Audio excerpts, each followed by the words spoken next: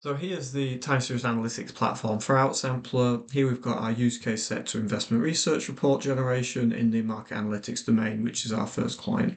The client specifically mentioned 3 pain points, which is what we've designed our solution around. The first is the ability to provide customization and ability to deal with a broad range of data sets, including long and complex time series. The second is the ability to handle data privately rather than on the cloud. And the third is the ability to generate auditable, reliable numerical outputs. In terms of numerical workflow, we essentially can input our numerical data as files here, and this corresponds to Amazon stock data over time in the first case, and then we can input fundamentals data, which is essentially financial performance of the stock of the company over time.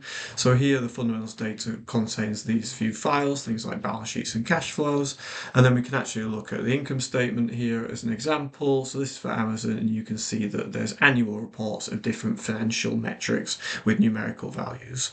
We can then query our data using natural language to generate a report. So generate a performance section. So what this will do, this goes to the back end and will generate a PDF report based on this query. So when we talk about performance section, it really means about that stock performance over time, and an analysis around that, as well as I say, some plots.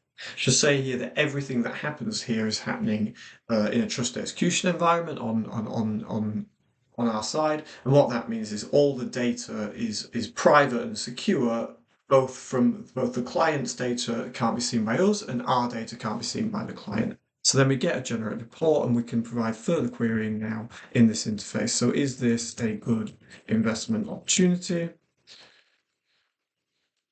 We ask the question, it goes to the back end, it will give us a response. And with the third pain point being about auditability, about reliability and numerical outputs, what we've done here is in the response, we have links in the numerical values that are returned, and that will provide an audit that will show where that value has come from the original raw data and what analysis has been carried out. So here is a link as an example.